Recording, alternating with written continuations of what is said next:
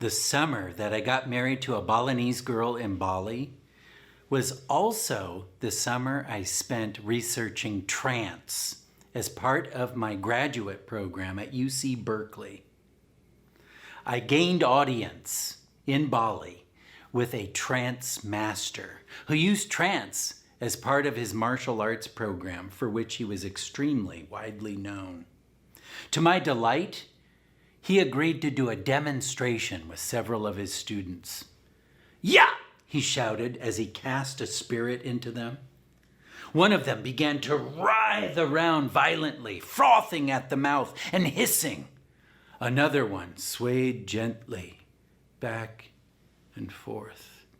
"Chook!" he shouted and commanded the spirits to leave. I was able to interview these students before and after, note all the different sensations they experienced. Then I stood up gratefully to take my leave. That was when he placed a heavy hand on my shoulder. Smiling, he took my recording device, handed it to one of his students. "Okay," he said, "your turn." I protested, but this was not a man who could be easily refused. He had me sit down, face the direction east, imagine the color white, and repeat over and over again, "Aku panggil Anggapati, aku panggil Anggapati, aku panggil Anggapati." When I returned to California, I was not the same person. Of course, I was a new husband, and my wife barely spoke any English, so she was completely dependent upon me, which placed a lot of responsibility on me. However, at least from the Balinese perspective, they might say I was not completely alone with myself in my body. You see, during the trance process, I had begun to feel very uncomfortable, and I had excused myself before the process was finished, whereas the trance master had cast spirits into his students and removed them. I had excused myself before he had removed the spirit. Some might say I was walking around with a Balinese spirit trapped inside of my body. A series of very strange episodes began, more often than not on the freeways of the East Bay. Once I was driving, giving my wife a tour of the Bay Area. I began to feel faint and lightheaded. I began gulping for air. I unbuttoned my shirt. I rolled the window down, began gasping out the window. My wife looked at me uncertainly. I stammered, "I feel funny." And she looked in her little language learner's dictionary and found the word funny. Funny. Oh, ha ha. But at this point, I felt like I was sliding down my own throat, leaving my eyes up above me with no one up there to manage the car. My wife appreciated the gravity of the situation when I had to pull over on the shoulder of the freeway. Every time I got back on the freeway, the same sensations began all over again. And ultimately, with traffic whizzing past me, trucks and cars, I phoned my brother up. He came with a friend, and they drove both cars back to Berkeley. Instead of taking me home, my brother took me to the Tang Center, which is the health center for UC Berkeley students. I began in triage. Then I was moved to the cardiology unit. Then doctor after doctor, until I eventually wound up in the psychiatric department. "You weren't feeling funny," the psychiatrist said. "You were feeling stress. It's manifesting itself on your driving because you are imagining yourself as a husband, as the driver of your new family. He encouraged me to find a solid object, to anchor myself in reality. He had noticed I'd been fiddling with the zipper on my jacket, and he told me I should spread that over the steering wheel and zip it and unzip it over and over again the next time this happens. Well, it happened several other times, and every time it was the same thing. I would feel lightheaded and faint. I would begin to gasp for air. I'd roll the window down. I'd use the zipper. "Do you feel funny?" my wife asked. She began to build on this like a dialogue in a language learner's textbook. She added words from her dictionary like drunk and heart attack. It was the same thing every time at the Tang Center also. "You're not feeling a heart attack," the psychiatrist would say. "You're having a panic attack." He encouraged me to root my feet, control my breathing, even use a brown paper bag to keep from feeling faint. My brother once was waiting for me in the Tang Center waiting room. When I approached, he didn't stand up. He patted the seat next to him, and I sat down. He began to muse reflectively. "What's happened to you, man?" To give you a sense of what my brother is like, he's much bigger than me. His neck is the size of my waist. The core of his personality, and he'd be the first to admit this, is that he is an Oakland Raiders football fan. "What's happened to you, man?" "Ever since you've been married, you've been taking life too seriously." He was now waxing eloquently. "You've forgotten how to laugh, man. I'm going to give you some advice that maybe your doctors with their zippers and their bags aren't going to give you. The next time you have one of your little episodes, I want you to pop this baby in." And he handed me an old, dusty cassette tape. "This'll have you feeling right as rain." Well, the next time was on the Bay Bridge. The stakes were higher because there's nowhere to pull over. I began to feel lightheaded, faint, gasping for air. I was zipping and unzipping the zipper. I was breathing in the brown paper bag. "Do you feel funny?" my wife asked. "Yes!" I shouted. "Do you feel drunk?" "Yes!" "Do you feel heart attack?" "Yes!" I shouted. And at this point, my vision was tunneling to the size of a pinpoint. I distinctly recall vividly picturing something. Myself, back at the compound that belonged to that trance master. Only I could see myself next to the trance master, surrounded by his students. I could hear every sigh, every breath being taken by this group of students. I could hear the creak of the floor with each shift of their weight. That's when I put it together. "I think," I shouted, "I'm going into trance."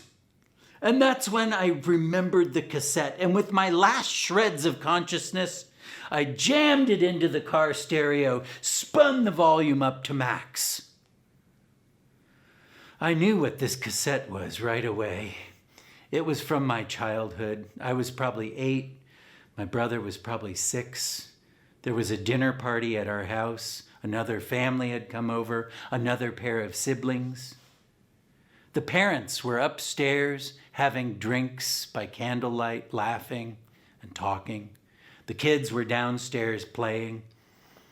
We decided to make a cassette as a joke that we would slip under the table with a lead so we could make our escape before it began to play. I knew it was this cassette from the very first raspberry being blown into the crook of someone's arm. I knew it was this cassette from the very first dramatic gasp of relief. Ah! And now this cassette was blasting on my car stereo. Ah! Ah!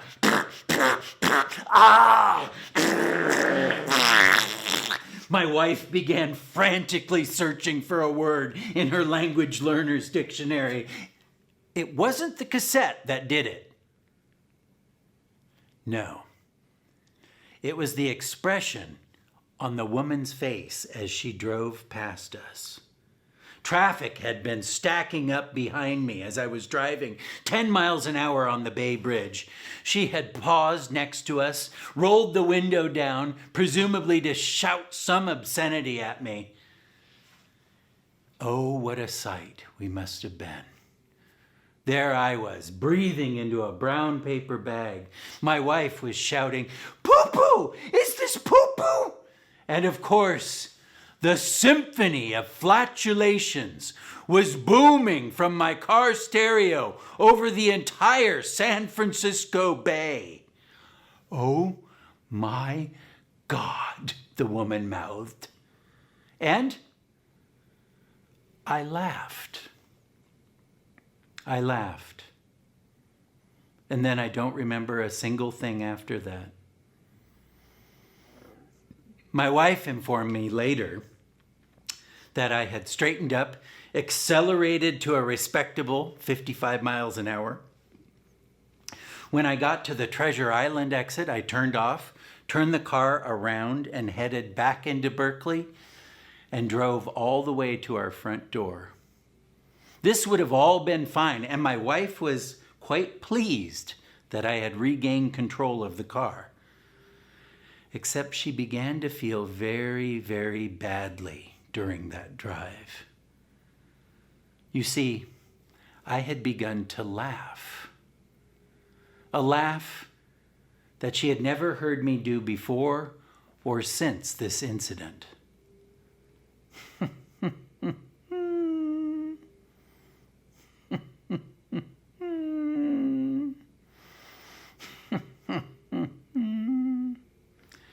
To this day, my wife is convinced that it was someone else or something else that was driving the car that day.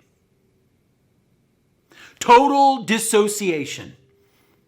A total break with reality is what the psychiatrist said. He put me on a regimen with the hot new medication. I believe it was called clonazepam. And he assured me these episodes would be coming to an end. For good measure, I didn't drive the car on the freeways for an entire year. Now, during that year, my new bride and I went back to Bali to visit her parents. And of course, eventually I found my way back to that trance master's compound. He wasn't a bit surprised that I had returned, and he removed from me what he said had been a spirit that had been trapped inside of my body for the better part of a year. His explanation as to why it was manifesting itself on my driving was just as fascinating.